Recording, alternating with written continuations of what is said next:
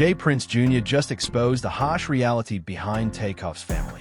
In the wake of the Migos star's death, bitter disputes and estate battles have torn relatives apart. But nothing compares to the shocking move his mother made just weeks after the funeral, a decision that changed this family forever. On November 1st, 2022, less than a month after the release of Quo and Takeoff's first album as a duo, Takeoff was shot and killed while with Quo and others at the 810 Billiards and Bowling in Houston, Texas. That sentence sits there and barely does justice to the weight of what it actually means. A 28-year-old man, one-third of one of the most influential rap groups in history, was gone just like that. One night, one party, one bullet. The incident took place at 810 Billiards and Bowling, Houston. At approximately 2:40 a.m.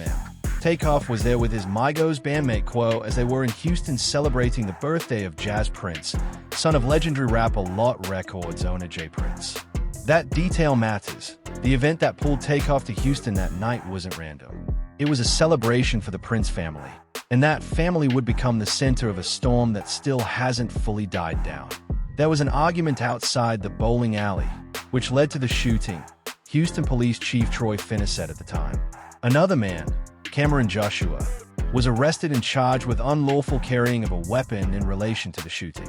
Police described Takeoff as an innocent bystander to the argument that preceded the shooting. Innocent bystander, a man who went to a party who wasn't part of whatever argument kicked everything off. Caught in the crossfire of someone else's rage. That's the part that makes it so hard to sit with. Two other people, Joshua Washington, a business associate of Quavo, and a 23-year-old woman suffered non-life-threatening injuries during the shooting. Takeoff wasn't as fortunate. He died at the scene. The rap world woke up to the news the way it always does, in disbelief, in grief, in that horrible spiral of refreshing pages, hoping the headline changes. Within hours, a video started circulating. The footage showed J. Prince Jr. walking past Takeoff's body. In the moments after the shooting, just walking by, seemingly unmoved, while the scene erupted around him, the internet did what the internet does. It ran with it. It spun it into something monstrous. Here was a man, they said, who didn't flinch at a dead body, who stepped around a dying Takeoff without breaking stride, who left his friend on the floor of a bowling alley and kept moving. The rapper Lot Records founder J. Prince became a guest on Chris Gotti, giving them the business podcast where he addressed the controversy as his son Prince Jr. had been at the center of controversy and conspiracy theories since the dreadful November 1st shooting. J. Prince didn't wait long. He wasn't going to let those 3 seconds of footage define his family. He came out swinging calmly with precision but hard. J. Prince pointed out the clip. The internet witness was only a few seconds throughout the entire day. Prince Jr. and their cousin Mike had spent with Takeoff. He also said Prince Jr. was frazzled from having to go to a bathroom to wash Takeoff's blood off his hands. And that's the part that flips the script on the whole narrative. Not walking away from a dying man, walking to clean off the blood of a dying man that had gotten onto his hands when he tried to help him. Mike was following Jr. so he could go to the restroom to wash the blood off his hands. Jr. said he was not present when the shooting took place. He was inside paying the bill when the shots rang out. He added that he heard the shots as he approached the door and also heard bullets come through the glass. So he got out of the way because he was almost at the door. So, Jr. wasn't even outside when Takeoff was shot. He heard the gunfire from inside. He was paying a bill. The most mundane, ordinary thing a person does at the end of a night out. The story the internet told was clean and damning. The reality, according to the Prince family, was chaos, a scene of blood and screaming and confusion, where a man walked back through a parking lot with Takeoff's blood, literally on his hands to clean himself up. The problem with viral moments is that they are frozen. 3 seconds, a clip, a caption, the 30 minutes of horror before and after it that doesn't go viral. That doesn't fit in a tweet. Jr. said, "If you go back and look at the video, Mike is walking right behind me. They took 3 seconds of a situation where I was caught on video and turned it into what they wanted it to be in all actuality. We had been there a while, and then he went further. He addressed the people who weren't there at all. The people who in his view had much less right to speak on what happened that night than they were claiming." J. Prince Jr. addressed how Offset wasn't there the night that Takeoff died. Did I in reality? The truth of the matter is you wasn't really right there with Takeoff when he was alive. So, for you to be taking these positions that you taking, you know what I mean? I got people everywhere. So, I hear all kinds of things. Never put me in no position where I have to defend myself. That wouldn't be healthy for you. That last line landed differently to everyone who heard it. There's something about the way it was delivered. Quiet, direct, no performance that made it feel less like a threat and more like a fact being read aloud. Offset took to his Instagram stories to clap back at J. Prince Jr.'s comments, saying heatedly that y'all are speaking on my real brother. I don't know what the hell y'all got going on. Y'all are talking about my real brother. And here's where the thing splits open because Offset calling Takeoff his real brother, that word real, was doing a lot of work. It was a claim of closeness, of loyalty, of grief that couldn't be argued with. You don't get to tell a man his brother wasn't his brother.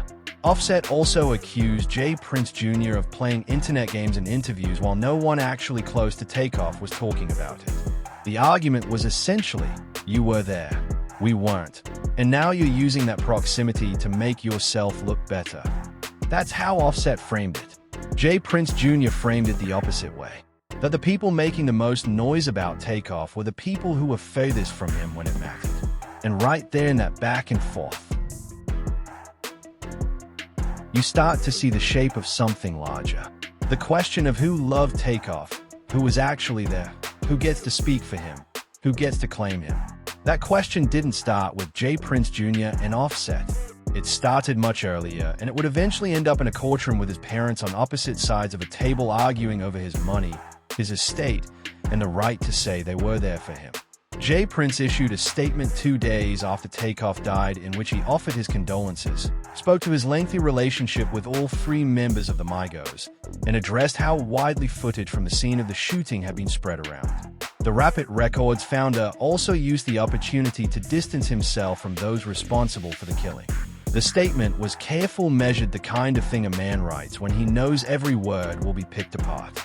But the public wasn't in a careful mood. They wanted answers. They wanted someone to blame. And for weeks, the Prince family was the easiest target. They were there. They were connected to the Houston scene that the party was embedded in. And that 3-second clip kept looping across every platform. J. Prince did not attend Takeoff's funeral, but he created a memorial consisting of hundreds of roses outside of 810 billiards and bowling. Make of that what you will. Whether it was respect or distance, it was a choice. And in a story filled with choices, who was present, who wasn't, who showed up, every single one of them ended up meaning something. A video allegedly captures Patrick Xavier Clark pointing and then firing a gun at several people. Takeoff and 2 others were hit by bullets. Although the video does not show the actual shooting, investigators disclosed that they found Clark's fingerprints on a wine bottle that was left at the scene. The investigation moved, and it moved fast. The authorities had surveillance footage. They had fingerprints. They had witnesses. The picture was becoming clearer. Even as the conspiracy theories got louder, Patrick Xavier Clark was indicted on a murder charge in the fatal shooting of Migos rapper Takeoff in downtown Houston. According to court records, a grand jury in Harris County, Texas, indicted him on a murder charge. In connection with the shooting death, the wheels of the legal system started turning slowly, as they always do, but they turned. Clark hired attorneys, fired them, hired new ones. The case dragged through 2023, 2024, and into 2025 and 2026. And all the while, a separate legal fight was brewing. Not about who pulled the trigger, about something arguably more painful, about who Takeoff's people really were, who had the right to claim what was his, and what the silence of an absent father meant.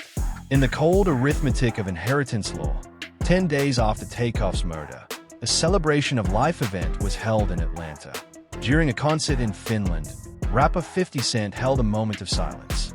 For the late artist, the Atlanta Falcons football team also paid homage during a game. The grief was enormous. It reached everywhere. Takeoff wasn't just beloved by the people who knew him personally. He was beloved by millions who knew him through speakers and headphones and stages. And that scale of love made what happened next feel even colder. Because while the world mourned, the people closest to him in biology, if not in practice, were already positioning themselves, already calculating, already drawing lines around what he left behind. The settlement money from the wrongful death suit, the estate, the catalog, the name, all of it suddenly up for grabs. And not everyone who came to claim it had shown up when it actually mattered. Quo arrived at a community intervention conference hand in hand with his sister Tatina Davenport. Takeoff's mother Quo and his family also founded the Rocket Foundation in honor of Takeoff and contributed $2 million to community violence intervention. That image, Quavo and Titania side by side channeling their grief into something, is one of the more moving parts of this whole story because it shows what love looks like when it's put into action. It also throws into sharp relief what the absence of love looks like when it arrives 3 years late with a lawyer. On February 5, 2023, Quavo performed Without You in tribute to Takeoff during the In Memoriam segment of the 65th Annual Grammy Awards. If you watched that performance, you already know there's nothing performative to say about it. A man stood on a stage and sang to a nephew he couldn't get back. The whole industry sat there watching. Some people cried. Most people who knew what Migos actually meant to a generation of listeners cried. And then after the performances and the tributes and the flowers and the foundations, the legal machine ground forward slowly, relentlessly. The murder case sat in courts. The estate sat in probate, and then in June 2026, nearly 4 years after Takeoff was shot dead on a bowling alley floor, his parents went to war with each other. Takeoff's parents are fighting over how and where to divvy up settlement money from a wrongful death suit over the late Migos member's murder. TMZ obtained legal docs, revealing the bitter back and forth between Takeoff's mom, Titania Davenport, and his dad, Kenneth Ball. The war involves settlement money from a wrongful death lawsuit brought by Takeoff's mom in Texas.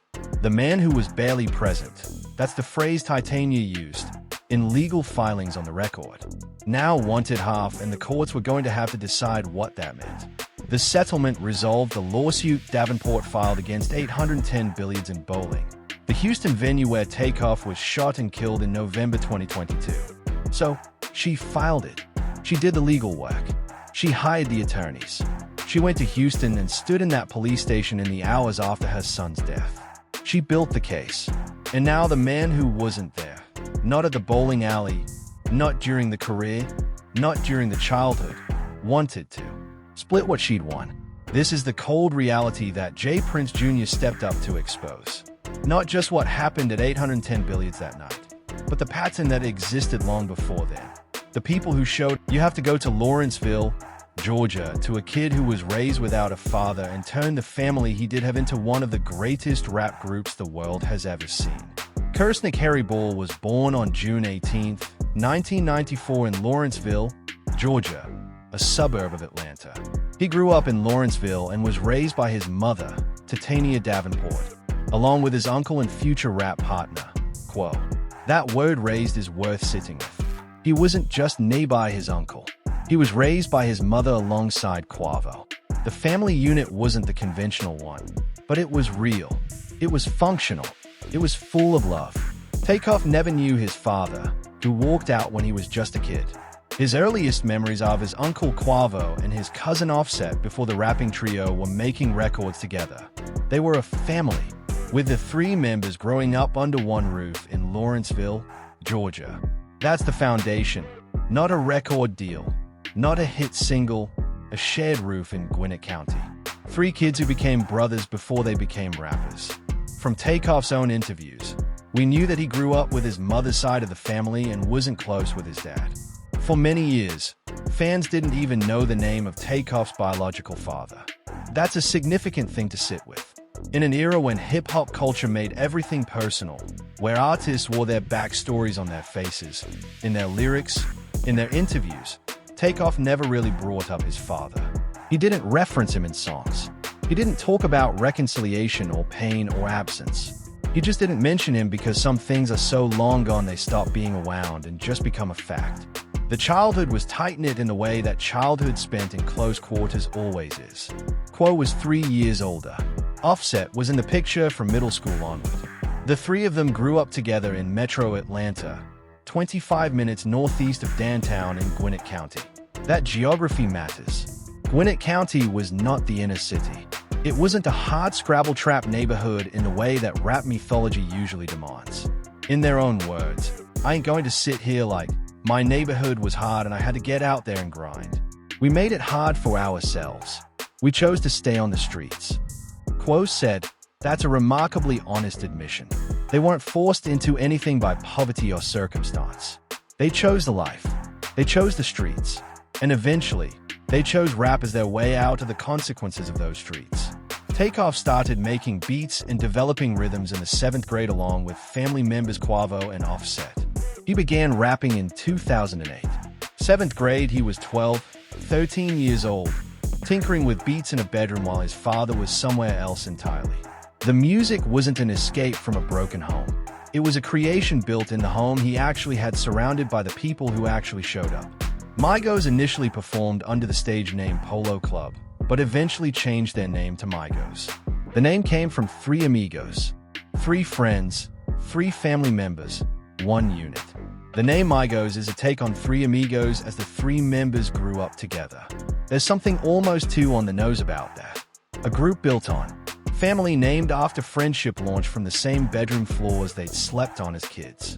Quavo attended Berkmar High School and dropped out months before his high school graduation.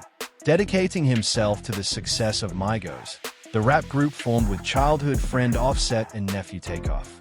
Dropping out was a bet, a gamble. And for most people who make that bet, it doesn't pay off. For these 3, it paid off in ways that are almost incomprehensible.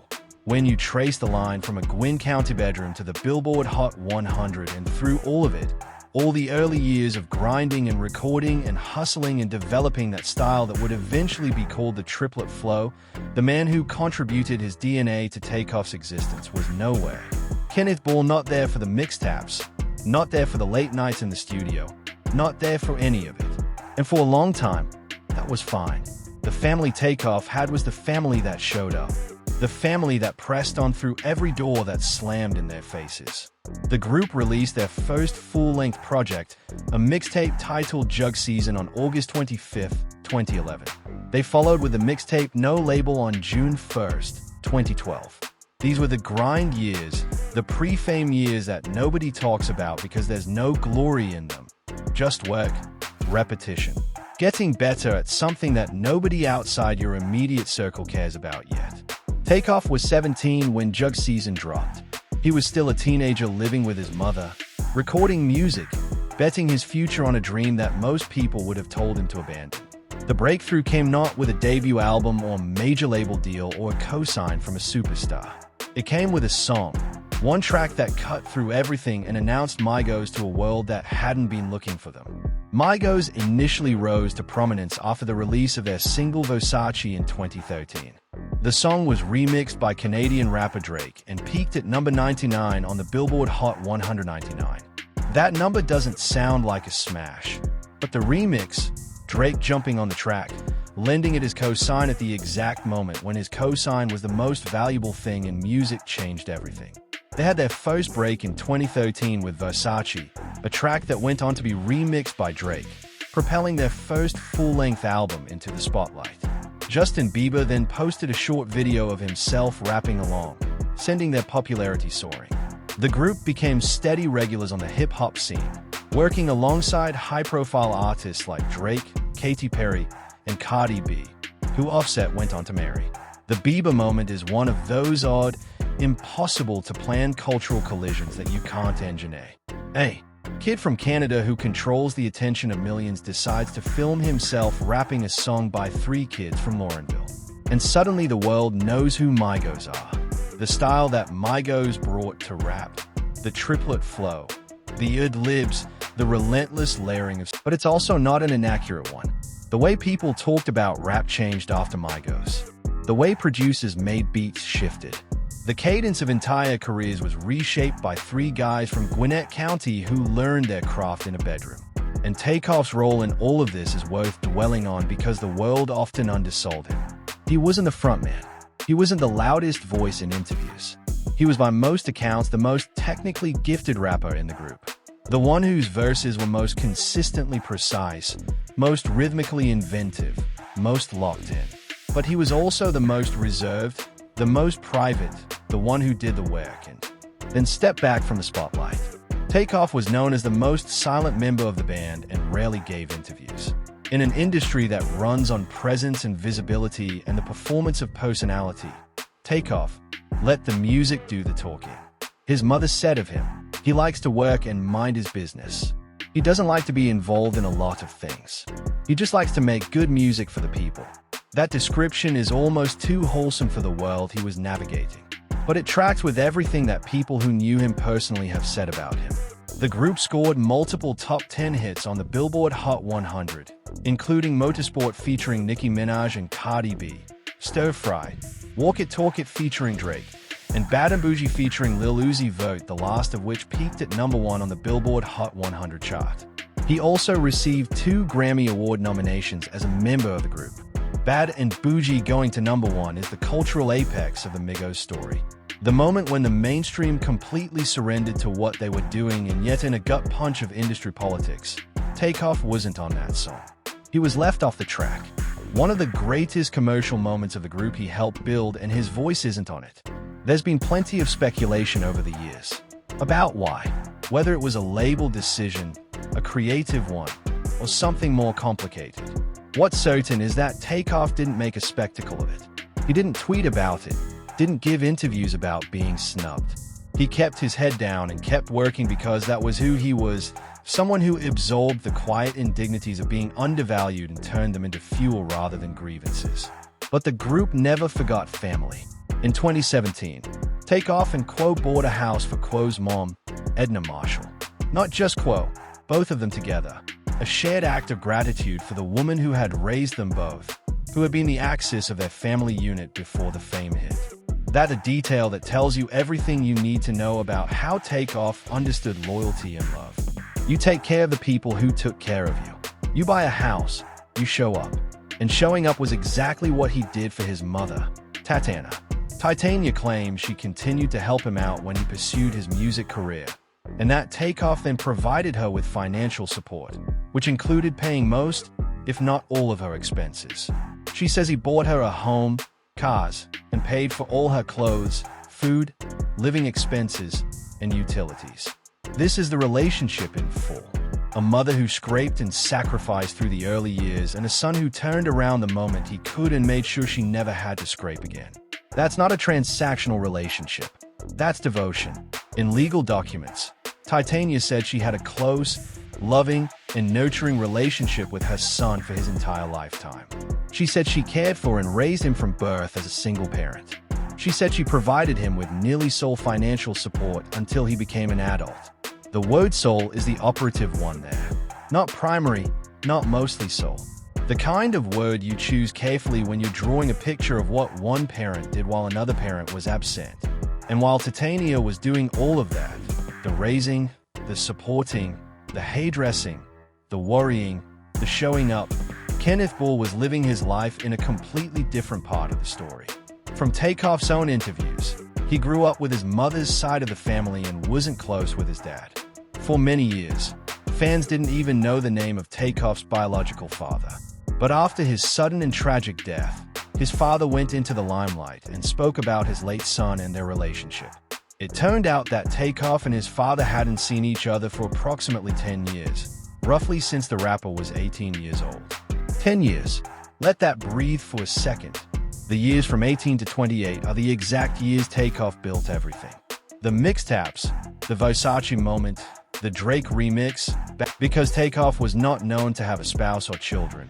Attention turned to his closest surviving relatives, including his mother, Titania Davenport, and his father, Kenneth Bull. No will. That's the detail that cracked open the door through which Kenneth Bull walked. If Takeoff had sat down with an attorney at any point between Bad and BOJG going to #1 and the night he was shot, if he had specified on paper who his people were, this story plays out differently. His mother gets what she deserves. His estate goes where he would have wanted it to go. The people who were there, who built the life with him, who held the family together, would have the legal weight of his own wishes behind them. But he didn't write that will. Takeoff, who was 28 at the time of his death, died without a will. 28 years old with a $26 million estate and no legal document establishing his intentions. It's not unusual. Young people, especially young men who feel invincible, don't tend to think about what happens when they're gone. Especially not at 28. Especially not when you spent your whole adult life in motion building something that feels permanent. A music catalog can continue generating money for decades, especially when the artist belonged to a group as influential as Migos. That means whoever has authority over Takeoff's estate is not simply collecting checks. That person or group of people may influence how his work is managed, how his image is protected, and how his name continues to appear in the culture. That responsibility carries financial power, but also emotional weight. So when Kenneth Bull stepped forward, it wasn't just about getting a share of the wrongful death settlement. It was about getting a foot in the door of an estate with the potential to generate money for decades. His music, his likeness, his name, all of it potentially under the influence of a man who hadn't been in his life since he was a teenager. That's the thing that makes this ugly in a way that pure greed can't fully explain. Takeoff, whose real name is Kersnik Kari Tikoin Bull, had an estimated net worth of $26 million. The rapper did not file a will to specify who he envisioned getting what. According to Georgia's law, if a deceased person leaves an inheritance without a will, it is his next of kin who inherits it. This provision therefore gives the right to his father and mother to position themselves as first beneficiaries. The law doesn't care about presence or love or who showed up. The law looks at biology and proximity in the family tree. And by the cold math of intestate law, Kenneth Bull is just as eligible as Titania Davenport. For his part, Takeoff's dad says even if he was mostly absent from his son's life, he's still entitled to half of the settlement money and thinks Texas is the most appropriate court to figure out how to divvy it up. Titania is arguing that Georgia, where the probate case was filed, is the better venue to handle this now. That the wrongful death case in Texas is effectively over with the parties reaching a deal. The judge has yet to rule, even if he was mostly absent. That's Kenneth Bull's own framing. Not a denial, not a reframing, an acknowledgement that the absence was real, wrapped in a legal argument that it doesn't matter. And maybe by the strict letter of the law, it doesn't. But by the letter of what Takeoff's own life tells us, where he spent his time, who he cared for, who he bought houses for, who he included, it matters enormously. The jurisdiction battle is its own piece of legal theater. Texas versus Georgia, the state where he was killed versus the state where his estate is being administered. Each venue has different rules, different precedents, different tendencies, and whoever wins the venue argument wins significant leverage in the substance of the dispute. This is what grief looks like when it curdles into a fight over money, judges, jurisdictions, filings, motions, and two parents who can't even agree on which courtroom to stand in. But before we get to those courtrooms, there's one more chapter in the story of Migos that's essential to understand, because the split within the group, the tensions that preceded Takeoff's death, the question of who was loyal to whom, all of that shapes the context of what Drince Jr. exposed when he started talking. The Migos story didn't end cleanly. It ended in fragments. And those fragments are crucial. In 2022, the group was rumored to have broken up after Quavo's ex-girlfriend Ceedee had reportedly slept with Offset. Quavo alluded to the rift in the song Messy, and in an interview where he insinuated Offset's lack of loyalty. In October 2022, Quavo and Takeoff subsequently released an album without Offset titled Only Built for Infinity Links. So, the last chapter of Migos was already being written before Takeoff was shot. The trio had fractured. Offset was on the outside. Quavo and Takeoff, uncle and nephew, the original family unit, had pulled together and released music as a duo. The album came out less than a month before Takeoff died. He never got to see what that new chapter would look like. It was taken from him before it could become anything. J. Prince Jr. had been running in Houston circles for years before the night of November 1st, 2022 changed everything. He was known, connected, and embedded in the culture of his father's world.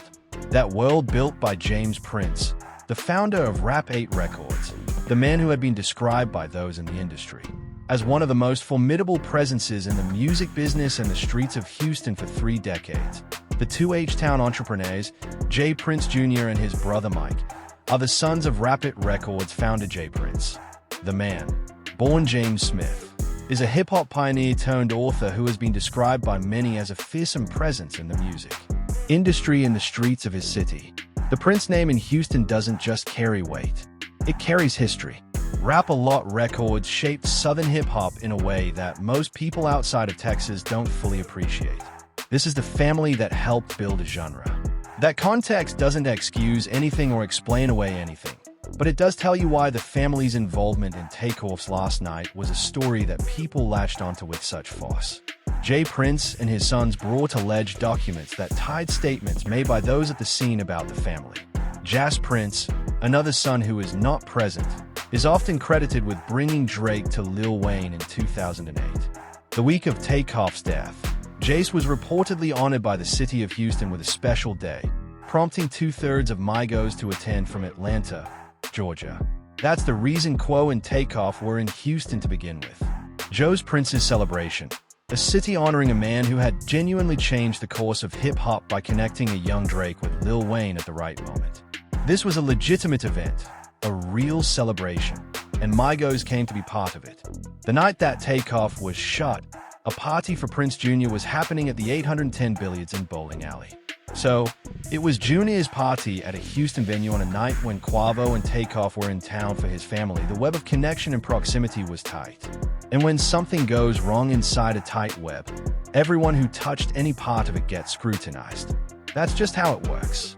Fair or not, the video of Junior walking past Takeoff's body spread faster than anything anyone could have controlled.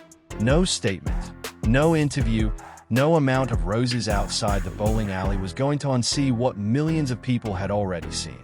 In the immediate aftermath, the internet had already assembled its verdict. And the verdict was brutal.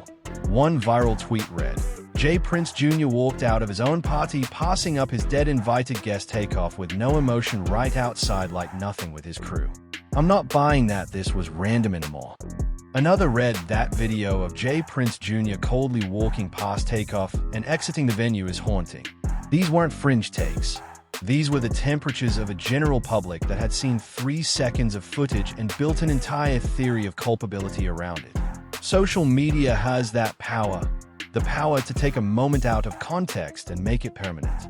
J. Prince recently appeared on $1 Million Worth of Game alongside J. Prince Jr. and Mike Prince. Host Jilly D Kid and Wallow 267 traveled to Texas to interview the Prince family. The motivation for the interview was related to Takeoff's murder and public allegations surrounding the Prince family.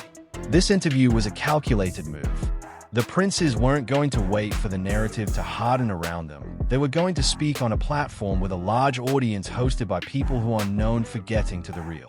Jilly the Kid explained, when you alerted me that you had sat down with P from QC and everybody saw things eye to eye, that really had us like, okay, cool day as long as you see eye to eye with the people that's most close to him and you'll get everything figured out.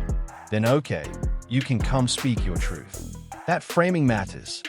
Jilly was saying that the clearance from Quality Control Music's P gave the interview a kind of legitimacy. The people who managed Migos, who were closest to Takeoff professionally, had apparently sat down with J. Prince and worked things out. So, this wasn't a rogue interview. It was a cleared one, and what came out of it was a detailed account of the night. June's explanation, Mike's explanation, J. Prince's framing of the event as one in which his sons had been with Takeoff from the beginning to the end of the evening and had been there when it all went sideways. The blood on the hands, the bathroom, the timeline that the 3-second clip couldn't show. At one point in the podcast, J. Prince argued that the two Migos members should have been properly protected by professionals. I would have loved to see somebody with the quality control team here with Quavo versus one of them other people that don't know how to think. So if you've got access to power, it's important to use that access. There's a lot packed into that statement. He's not saying his people did anything wrong. He's suggesting the failure of protection came from Migos' own camp, from the people responsible for keeping them safe when they traveled. It was a precise kind of deflection. Not we didn't do it, but the people who should have been protecting him weren't doing their job. That shifts the frame entirely from J. Prince Jr. as a suspect to J. Prince Jr. as a witness whose friends weren't being adequately secured by their own team. The implication cuts toward quality control, toward Quavo's circle, toward everyone who was responsible for Takeoff's safety that night. At the same time, Prince Jr. had unfollowed Quavo on social media after the shooting, making the situation much more fraught. That unfollow of all the actions taken in the weeks after Takeoff's death, that one created almost as much conversation as anything else. In the social media age, the act of unfollowing someone is public and visible and carries weight. What did it mean? Had something broken between Jr. and Quo in the hours after the shooting? Was there an argument, a blame game, or was it something more mundane? Someone going on their phone in a dissociated state in the middle of trauma and clicking the wrong button? The Offset piece of this made things even more combustible. J. Prince Jr. had stated directly that Offset wasn't there the night Takeoff died. The truth of the matter is, you wasn't really right there with Takeoff when he was alive. So for you to be taking these positions that you taking, you know what I mean? That's a targeted statement. It's not an accusation of a crime. It's something subtler, a challenge to Offset's right to speak on the situation at all, given that he hadn't been there. In 2022, the group was rumored to have broken up after Quavo's ex-girlfriend Ceedee had reportedly slept with Offset. So the context here is important. Migos had fractured. Offset and Quavo weren't on speaking terms in any meaningful way before November 1st. Takeoff had sided with Quo recording an album without Offset, going on the road without him, being in Houston celebrating the Prince family without him. Offset was in Atlanta, and now he was the loudest voice about what had happened to his real brother.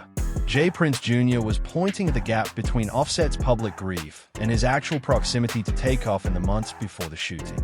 It's a complicated thing to argue because grief doesn't require proximity. You can love someone fiercely and still be estranged from them. But the Princes were making a specific claim that Offset's positioning of himself as Takeoff's closest protector and grieving brother was at odds with the reality of where things stood between the Migos members before the shooting, and that this positioning was being used to point fingers at people who had actually been there. Offset accused J. Prince Jr. of playing internet games in interviews while no one actually close to Takeoff was talking about it. That's an interesting counterpunch because it accuses Jr. of using the situation for visibility, performing concern in public while creating more chaos in the wake of a tragedy. There's a cynicism to that accusation that lands hard. Even if you believe Jr.'s account of the night, the two accusations mirror each other in uncomfortable ways. Offset saying Jr. is using Takeoff's death for internet points. Jr. saying Offset is using Takeoff's death to claim a closeness that wasn't there. Both men pointing at the other and saying, "You're performing grief, not living it." And somewhere in the middle of all that posturing and counter-steering, the actual loss of a real person, a young man with a voice like no one else in hip-hop, a man who worked and minded his business and just wanted to make good music, gets buried under the noise. The murder trial for the man accused of killing Migos' rapper Takeoff has been scheduled. Patrick Xavier Clark, 36, is set to go to trial on November 9th, according to his attorney. While all of this interpersonal warfare played out on podcasts and Instagram stories, the legal system was moving toward the moment of truth. The man charged with actually pulling the trigger was assembling a defense team and preparing to go before a jury. And that trial, whenever it finally happens, will force everyone to face the actual facts of what occurred at 810 Billiards that night in a way that no interview or Instagram story can match. Court records show Clark is replacing his prior attorney with Houston defense lawyer Kent Schaefer. Attorneys Dan Kogel and Anthony Ozo have also joined the case. That's a significant upgrade in legal firepower. When a defendant charged with murder brings in a team like that, it signals that a serious defense is being constructed. The case isn't going to be simple. The facts are contested. The surveillance footage is limited, and the witnesses to what actually happened in those moments are scattered across a night of chaos. Investigators disclosed that they found Clark's fingerprints on a wine bottle that was left at the scene. Physical evidence. That's the kind of forensic detail that juries hold on to. A fingerprint connects a person to a place in a way that eyewitness testimony can't always do. Combined with the surveillance footage that allegedly shows Clark in the vicinity of the shooting, The prosecution's case has material elements to build from. But here's the thing about that trial. Whatever it ultimately produces, it won't answer the questions that Drince Jr. is really raising, because his exposure isn't just about who pulled a trigger. It's about something broader and harder to litigate. About who was present in Takeoff's life. About who showed up when it cost something, about who arrived only after there was something to claim. The trial is about one night.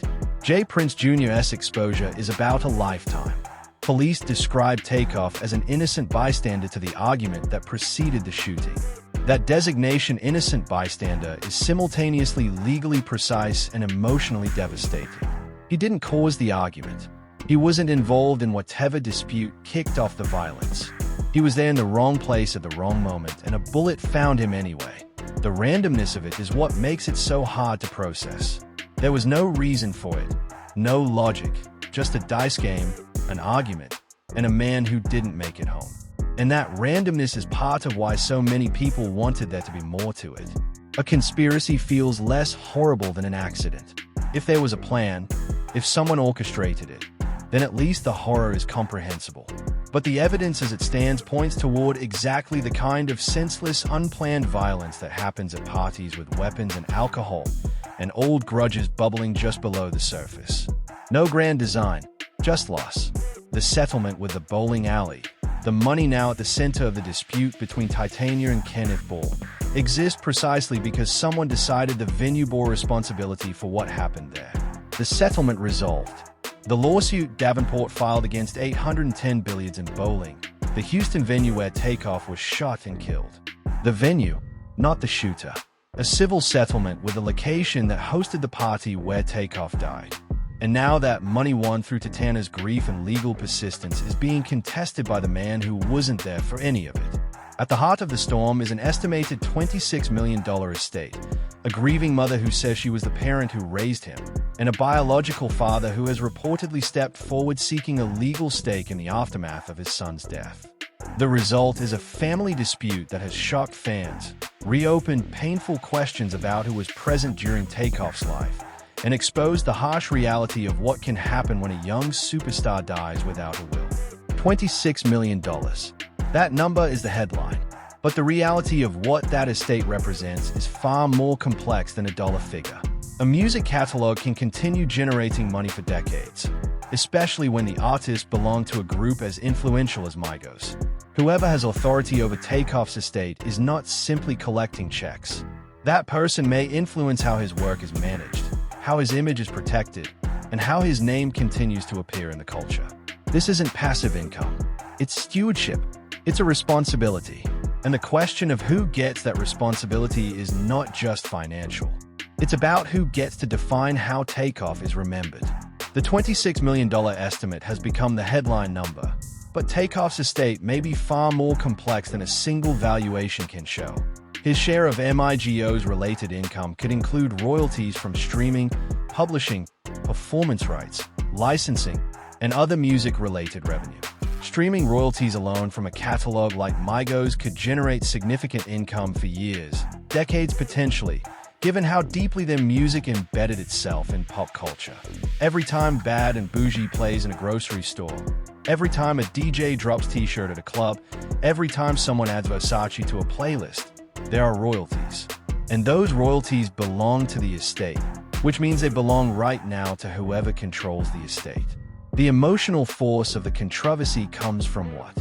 Takeoff's mother's side reportedly believes that the man now seeking a share of the legal recovery and estate was not a meaningful presence during the years when Takeoff was becoming the man and artist the world came to love. That is why the phrase family battle does not fully capture the pain of the situation. This is not only a fight over money. It is a fight over memory. It is a fight over who gets to say they stood beside Takeoff before the fame. It is a fight over who has the right to steward his name now that he is gone. That framing is everything. The fight over memory, because that's what the estate actually is. It's not just money. It's a material form of who Takeoff was.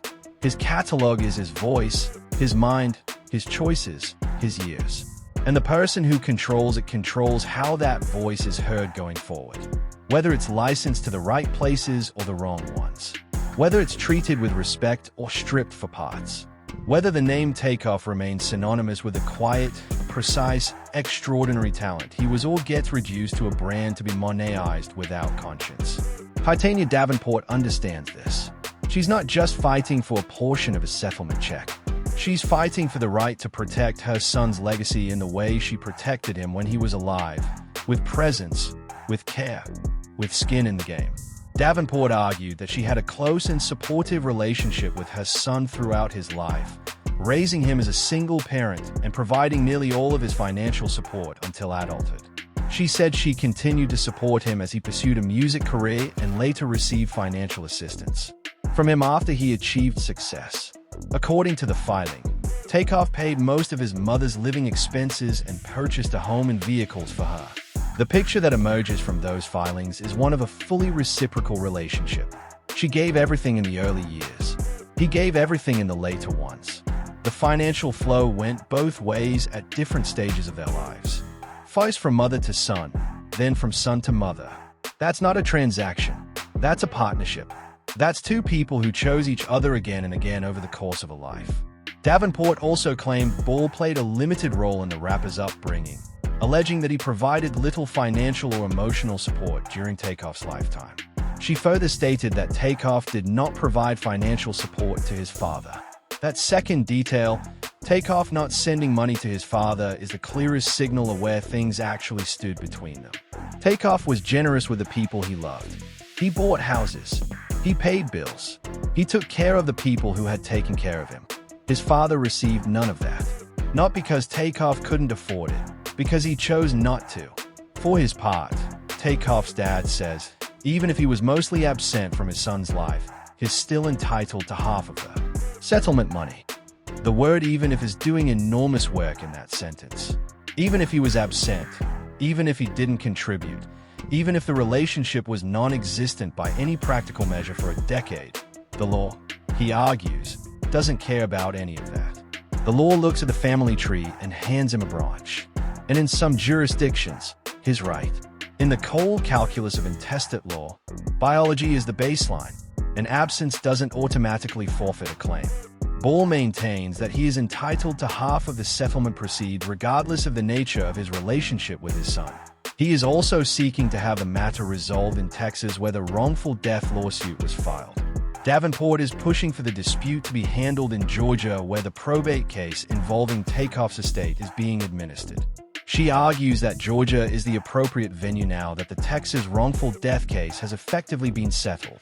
2 states, 2 sets of rules, 2 judges. The venue question isn't just procedural noise. It genuinely matters for the outcome. Georgia's probate courts will look at this through a different lens than a Texas civil court. The history, the filings, the existing administration of the estate, all of that is already in Georgia. Titania's argument is, essentially, that the whole matter should stay in one place. In the state where Takeoff lived and where the work of sorting out his affairs is already underway. Kenneth's argument is that the specific money from the Texas lawsuit belongs in Texas. A judge is yet to rule, so the outcome is still open, still being fought over, still capable of going in either direction. And until that ruling lands, everything is suspended in that horrible in-between state where grief and law collapse into each other and neither one wins. The wrongful death settlement itself, the amount is sealed, confidential, represents something specific. It's money paid by a venue that failed to adequately protect the people on his property. The bowling alley had a duty of care. Something went catastrophically wrong on its property, and Titania sued. She built a case, found attorneys, endured depositions and discovery and all the grinding machinery of civil litigation. And she won a settlement that took years.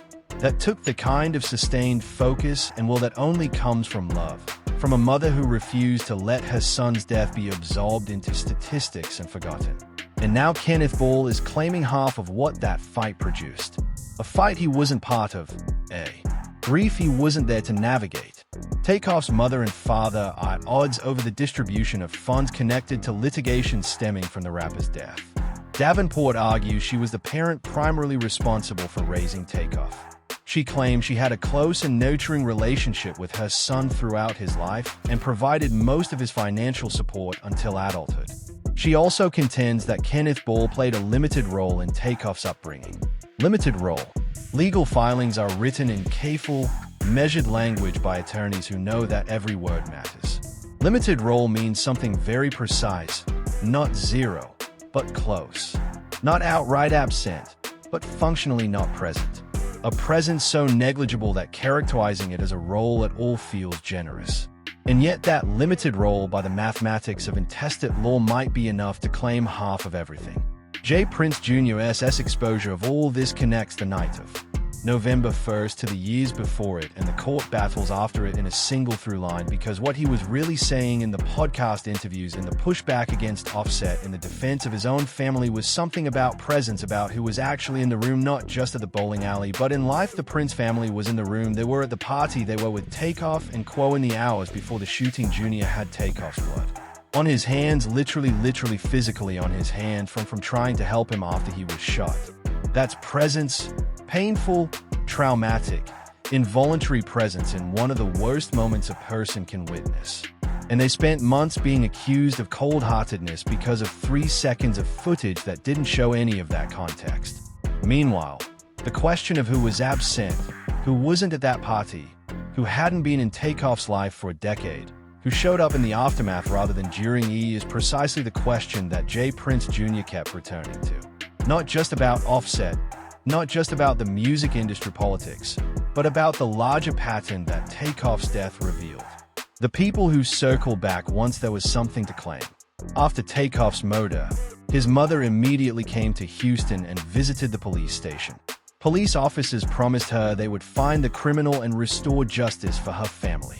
During Takeoff's funeral, Mrs. Davenport told attendees that one day she would come back to Takeoff.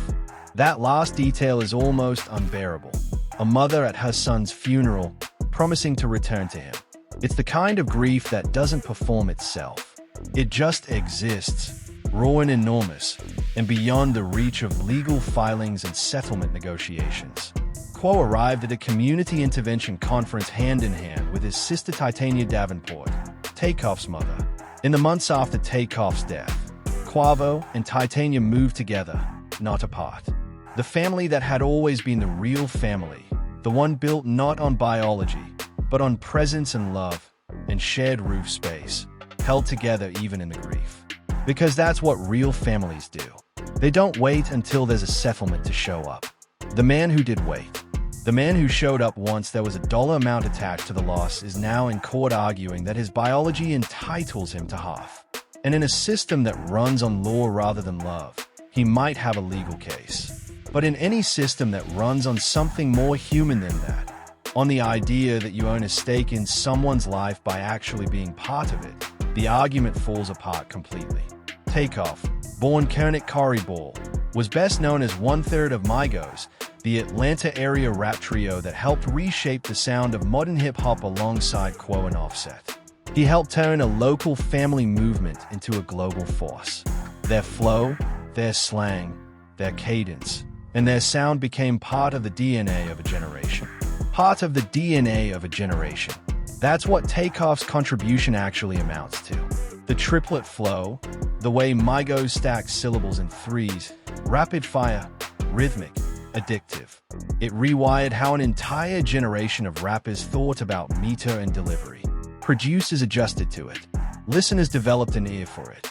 It became the water that hip-hop swam in for years. And Takeoff, the quiet one, the one who minded his business and made good music. He was at the center of all of it. Songs like Versace, Bad and Bougie, T-Shirt, Stir Fry, and Walk It Talk It were not just hits. They were cultural moments. Cultural moments. The kind that you remember in terms of what was happening in your own life when you first heard them. That's the measure of music that actually matters. Not chart positions, but memory. The way a song becomes attached to a moment in your life so permanently that hearing it years later sends you straight back there. Migos made that kind of music. Takeoff helped make that kind of music, and his father was nowhere near any of it. The estate question will eventually be resolved either through the courts, through a negotiated settlement between Titania and Kenneth, or through some combination of legal rulings that assigns percentages and jurisdiction and authority. The machinery of law will grind forward, and at some point it will produce an outcome. But the question of legacy, the real legacy, not the legal one, is already being answered. Not in courtrooms, but in the way people talk about Takeoff when they talk about what hip-hop lost on November 1st, 2022. The way fans play his solo record, The Last Rocket, and sit with the specific texture of his voice. The way other rappers describe what he meant to them. The way the culture absorbed his absence and has been slightly off balance ever since without necessarily being able to name the reason. Offset described Takeoff as the glue and the real leader of Migos and said that it wouldn't be right to continue the group without him. The glue from a man who, by J. Prince Jr.'s account, wasn't there from the man who had been on the outside of Migos in those final months. While Takeoff and Quo went ahead without him. Whatever the complicated truth of those relationships was, that word glue rings true to anyone who paid attention to how Migos actually worked. Takeoff held things together, not loudly, not visibly, but in the way that essential things always hold, quietly underneath, out of sight until they're gone. There's a question that runs through this entire story like a wire. What does it mean to love someone? And the reason that question is so important here is that every single party in this dispute, J. Prince Jr. Offset, Kenneth Ball, Tatina Davenport, Quavo, has made a version of the claim that they love Takeoff. Some of them show it through action. Some of them show it through words, and some of them show it through legal filings that arrive 4 years after the fact with a $ attached. What J. Prince Jr. has exposed and what the courtroom battle between Takeoff's parents is now proving is that proximity is not the same as presence. That biology is not the same as love. That showing up in the paperwork is not the same as showing up in the room. These distinctions shouldn't need to be spelled out. And yet here we are watching them get spelled out in a Texas civil court in a Georgia probate proceeding. Oscars rock bricker and in heat. Heat, heat, heat, heat, heat, heat, heat, heat, heat, heat, heat, heat, heat, heat, heat, and left behind a fortune. And a question that no document can fully answer. Following the Migos rift, Quavo and Takeoff released a collaborative album titled Only Built for Infinity Links on October 7th, 2022, just 25 days before Takeoff's death. 25 days. That's the number that breaks your heart when you let it land. They made an album together, a duo album. The first chapter of what Quavo had talked about wanting, a proper duo career, uncle and nephew, the family that had always been the call. They got 25 days with that dream before it was over. Takeoff never got to see what that project became. Whether it charted, whether it found its audience, whether the duo would have grown into something even bigger than Migos.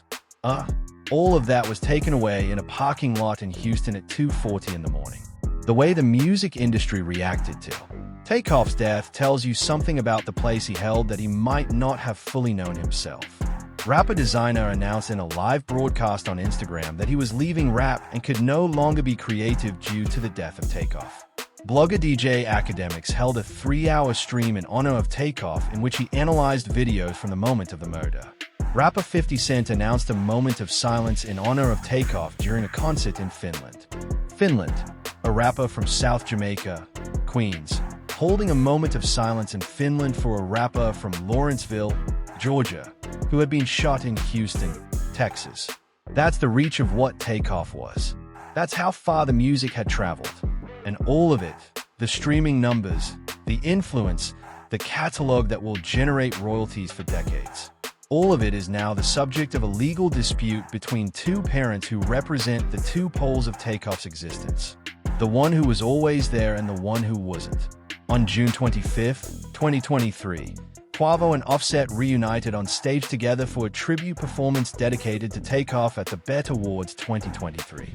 Offset later clarified that the performance was their way of respectfully ending Migos in honor of Takeoff, while also giving them the opportunity to pay their final public tribute. There's something achingly intentional about that. The two surviving members coming back together, not to restart something, but to close it properly, to say goodbye to Migos the right way, to leave the door of that chapter shut rather than open. Because going on without Takeoff wasn't going on. It was just pretending. On October 5th, 2023.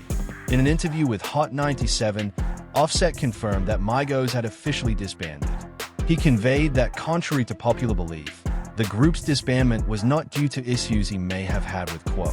The death of Takeoff, who he described as the glue and the real leader, had ended any possibility of the group continuing whatever friction existed between Offset and the rest of the group. Whatever the real story is about those final months, about the CT situation, about who was loyal to whom, Offset's grief for Takeoff reads as genuine. You don't have to have been there that night to have loved someone. You don't have to have been present at every moment of a person's career to feel the weight of their absence. But J. Prince Jr.'s point wasn't really about the depth of Offset's grief. It was about the use of that grief. The way it was weaponized in a public dispute to paint the Prince family as villains while deflecting from the questions about who was actually managing Takeoff security and well-being. In those final hours, the grief was real. The way it was deployed was strategic, and Junior wasn't going to let that strategy go unchallenged. The broader picture that emerges from all of this, from the night of the shooting, through the years of legal proceedings to the current courtroom battle between Takeoff's parents, is one of a man who was surrounded by love and simultaneously vulnerable to the ways that love curdles into claim when money is involved. The family he built, the one based on presence and loyalty, is holding together. Quo and his family founded the Rocket Foundation in honor of Takeoff and contributed $2 million to community violence intervention. They put money into action, into prevention, into making sure fewer families have to feel what they felt in the days after November 1st. The family that didn't build anything with Takeoff. The biological connection that was severed by choice and circumstance long before the shooting is now in court asserting a right to what was built without them. It was asserted in court filings that Kenneth Ball provided negligible financial support and effectively no emotional support during Takeoff's lifetime. Ball maintains that he is entitled to a share of the wrongful death recovery despite his limited involvement in his son's upbringing. Court records indicate that he is seeking to have the allocation dispute resolved in Texas. There's a particular kind of cruelty in that. Not intentional cruelty necessarily, but the cruelty of a system that processes human relationships as legal categories rather than lived realities. The law doesn't know that Takeoff never mentioned his father in any interview. The law doesn't know that he didn't send money to Kenneth Ball, even when he was buying homes for everyone else he loved. The law knows that there was no will, that there are two parents, and that both of them have a biological claim. What the law does with love is limited. It can't weigh it. It can only count it. After Takeoff's sudden and tragic death, his father went into the limelight and spoke about his late son and their relationship. It turned out that Takeoff and his father hadn't seen each other for approximately 10 years, roughly since the rapper was 18 years old. A decade, a full decade between them, during which Takeoff became who he was. And then when that person was gone, the decade of distance suddenly needed to be explained, defended, reframed. Not because the relationship was being rebuilt, but because the legal stakes of that distance were now enormous. Takeoff's dad and his paternal half-brother told through social media that it was the rapper's mother who kept Takeoff away from his father's side of the family. This is the counter-narrative that Kenneth Ball's side needs to tell, because the alternative that Takeoff himself, as an adult man with every resource and means to close that gap, chose not to, is legally and morally harder to argue around. If the distance was Titania's doing, then Kenneth is a victim of interference rather than an absent father making a choice. If the distance was Takeoff's own choice, then the claim to half the estate looks much harder to justify. The reality almost certainly lives in both places at once. Messy, human, complicated. A family that broke apart when a kid was young through choices made by adults who couldn't get along. A child who grew up in the absence of his father. A father who may have tried in ways that didn't land. A mother who may have held certain boundaries. And then a young man who reached adulthood. And for whatever reason, anger, indifference, distance that had become habit didn't reach back across the decade of separation. We'll never know what Takeoff actually felt about his father. He didn't leave a record of it. He mined his life for his music. But this particular wound, if it was a wound, he kept private.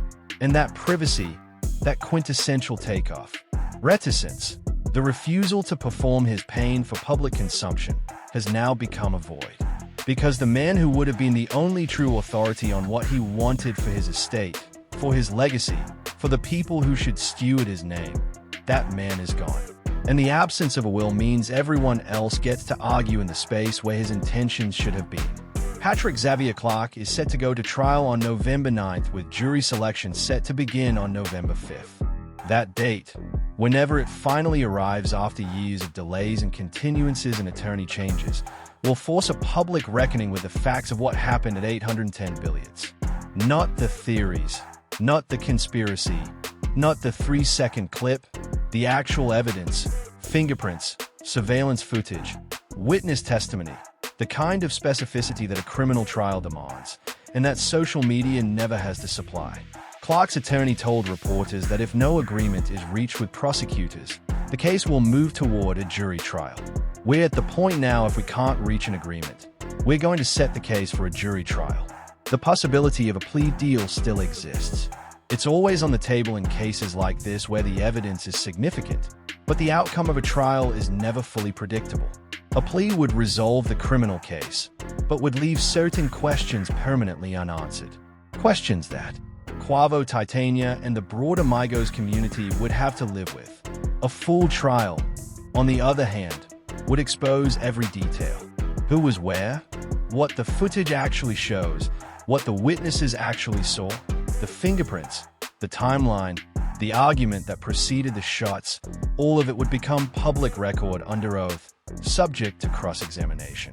For a community that has been living with fragments and theories and 3-second clips for nearly 4 years, a trial would be in a terrible, painful way the closest thing to answers they'll ever get. And even then, the answers won't be complete because the criminal case can tell you who pulled the trigger. It can't tell you what it meant. It can't tell you what would have happened if Takeoff had been protected differently, positioned differently, if the party had been in a different venue with different security. It can't tell you what his career would have become, whether the Quo duo would have grown into something that eclipsed Migos, whether he would have dropped a solo album that finally put his name in the front of the conversation rather than the second row. It can't give back the music that doesn't exist because it's gone. He received 2 Grammy Award nominations as a member of the group. 2 nominations, but no wins in a career that produced some of the most influential music of the decade. That's another quiet injustice of Takeoff's legacy, systematically underrated even in his success. Migos as a unit was Grammy-nominated, Grammy-attending, Grammy-celebrated, and somehow the wins never came. The recognition that the culture gave them informally in streams, in influence, in the way an entire genre bent toward their sound was never fully reflected in the hard way. And now with Takeoff gone, those nominations are all that's on the official record of what he was. Takeoff was known for his calm, smooth flow and was often seen as the most reserved member of the trio. Reserved, calm, the words keep coming back. The quietest one, the one who let the music speak, the one whose mother said he'd just like to work and make good music for the people. And now the loudest things associated with his name are murder trial, a wrongful death settlement, and a courtroom fight between 2 parents over his money. The contrast is almost too much to hold. The fight between Titania and Kenneth is ultimately a proxy for a larger argument that can never be fully resolved. The argument about what Takeoff himself would have wanted. And in the absence of a will, in the absence of his own voice, everyone who claims to speak for him is speaking for themselves through the lens of their own relationship with him. Titania knows what she knows. A lifetime of presence, of sacrifice, of reciprocal love. Kenneth knows what he knows. Whatever it was that passed between them in the years they weren't speaking, Quo knows what he knows. Decades of growing up together, of recording together, of being uncle and nephew and best friends rolled into one. Offset knows what he knows. Years of brotherhood complicated by the split, colored by the grief of someone who has to carry both the loss and the guilt of not being there. J. Prince Jr. knows what he knows. A night of blood and chaos and the weight of Takeoff's head, when he reached underneath it to try to help. What none of them can know, what none of us can know is what was in Kirsnick Corey Ball's head in those final moments. Whether he thought about his father, whether he thought about the music he still wanted to make, whether he thought about anything at all, or whether it was just sudden and dark and over, that part of the story belongs entirely to him and he took it with him. This is a fight over memory. It is a fight over who gets to say they stood beside Takeoff before the fame. It is a fight over who has the right to steward his name now that he is gone. J. Prince Jr.'s exposure of the cold reality surrounding Takeoff's parents isn't a story about villains. It's a story about the brutal aftermath of losing someone important without having set anything in place to protect what they left behind. The cold reality isn't that no one loved Takeoff. The cold reality is that love, when it's not documented, when it's not specified, when it's not written down in a legal instrument, love becomes just another argument in a courtroom. And courts don't deal in love, they deal in law. Takeoff's parents are feuding in court over the wrongful death settlement nearly 4 years after their son was killed. For years, the grief of losing a child never resolves. There's no point at which a mother stops being a mother who lost her son. And now 4 years in, instead of that grief being something that two people who share the loss of the same person can navigate together, it's become adversarial. It's become a motion filed in Texas court and an opposition filed in Georgia. It's become attorneys on both sides parsing the meaning of barely present and arguing about which judge should handle the division. That outcome, the cold, procedural, deeply human reality of it, is the thing J. Prince Jr. pointed at when he started talking. Not just the night of the shooting, not just a video clip, but the entire structure of what was around Takeoff, who was there, who wasn't, who claimed him when he was alive, and who claimed him once he was gone. The exposure isn't comfortable is not supposed to be. It's the truth about what happens when love isn't enough to hold things together. When you need a legal document to do what presence should have done all along. Authorities arrested and charged Patrick Xavier Clark in connection with the rapper's shooting death. Clark's trial will commence this year. That trial, the one that will finally put the facts of November 1st under a microscope, represents the last major legal milestone in the immediate story of Takeoff's death. What comes after it, whatever verdict it produces, will be the formal accounting of what happened at 810 Billiards that night. And the community, the fans, the family, the people for whom Takeoff's music meant something will have to figure out how to hold that verdict alongside everything else they already know. The civil case, the wrongful death settlement, the distribution dispute, the Texas versus Georgia venue fight, will also reach some resolution. The judge has yet to rule. That ruling, when it comes, will decide whether Kenneth Ball gets any share of what Titania won. It will decide which court oversees the rest of the estate. It will establish in the cold language of law what Takeoff's father is entitled to from the son he barely knew, and Titania will have to live with whatever that ruling is. She went to Houston when nobody else from her family was there. She stood in a police station in the hours after her son's death. She launched a lawsuit. She built a case. She kept her son's memory alive through the Rocket Foundation, through public appearances, through the work of grieving in public. And whatever the court decides, that work, that presence, that love will always have been real. No ruling can take that away from her. No ruling can give it to Kenneth Ball. Takeoff's music will outlast all of this. The lawsuits will end. The trial will produce a verdict. The estate will eventually be settled and administered. The money will go where the law says it goes. And then the noise will fade. What will be left is the catalog, the records, the verses, the voice, the quiet precision of a rapper who was better than most people gave him credit for in real time, whose influence ran deeper than the headlines about his group's drama. Offset said that Takeoff was the glue and the real leader, and that it wouldn't be right to continue the group without him. That assessment from someone who knew him as closely as anyone is the closest thing to a final judgment on what Takeoff actually was. Not the loudest, not the most visible, but the thing that held everything together. The thing you don't notice until it's gone. The silence where the music used to be.